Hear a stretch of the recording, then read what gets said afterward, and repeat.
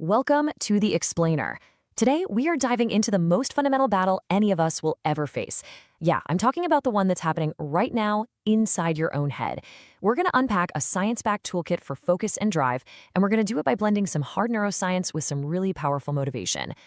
So let's start with this powerful idea from neuroscientist Dr. Andrew Huberman, because it just perfectly captures the whole problem. I mean, think about it, right? You try to think your way out of procrastination. You try to reason with your lack of focus, but it's like trying to grab smoke with your bare hands. It almost never works.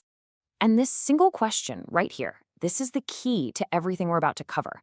What if the entire strategy we've all been using our mind to try to control our mind, is flawed from the very beginning?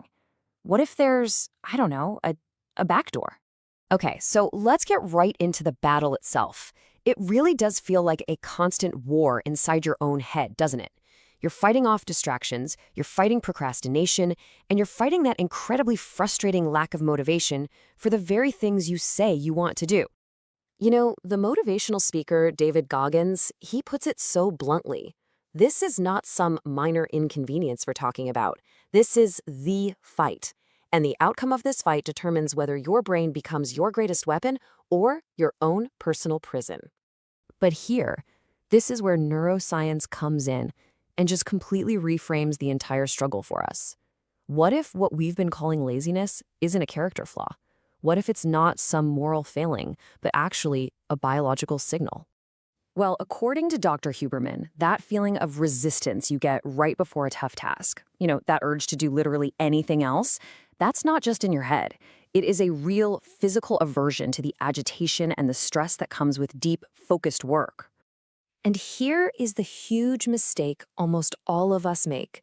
We feel those physical sensations, our heart beats a little faster, maybe we sweat a little, we feel some anxiety, and we read that as a stop sign. But what neuroscience shows us is that those chemicals, things like dopamine and epinephrine, they're not a warning. They're the fuel. That feeling, that's the biological starting line for motivation. So, here's the crucial point, and it's a big one. If you can't control your mind with your mind, you need a different entry point.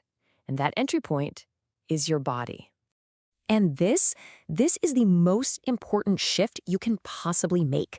It's all about abandoning that internal debate you know you can never win, and instead just taking external physical action. Dr. Huberman calls this working backward, and it's brilliant. You can essentially hijack your own mental state. So instead of waiting around to feel motivated so you can act, you act first. That physical behavior starts to steer your thoughts, and then eventually your feelings will catch up and follow right along. Okay, so let's get practical. How do you actually do this? Well, here is a toolkit of real science-backed techniques you can start using to control your mental state through your body. Now, this is just a remarkable finding. Get this, all it takes is 17 minutes. Just one single session of sitting quietly and simply paying attention to what's going on inside your own body, your heartbeat, your breathing. Scientists call this interoception, and it's actually been shown to create lasting, permanent improvements in your brain's ability to focus. And here are two tools you can use right now, like in this very moment. The physiological sigh. That's a double inhale through the nose and a long exhale through the mouth. It's like grabbing the emergency brake on your stress response.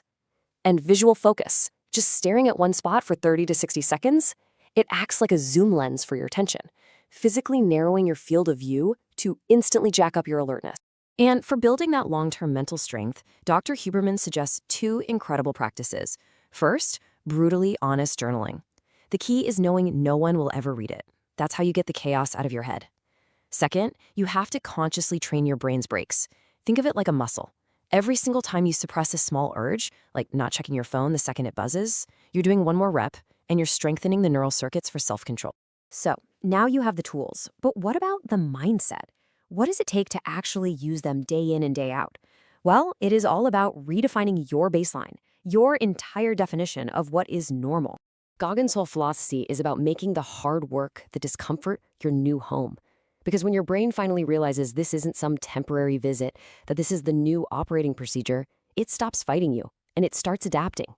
It gets tougher. It gets calloused. And then you have the speaker, Eric Thomas, who comes in and just injects this massive dose of urgency. This is not a dress rehearsal. The opportunity that you have been waiting for could be right around the corner. The real question is, will you be ready? Because the work to get ready for it, that has to happen now. So the framework is simple, but it is so powerful. First, stop trying to think your way into action and just start acting.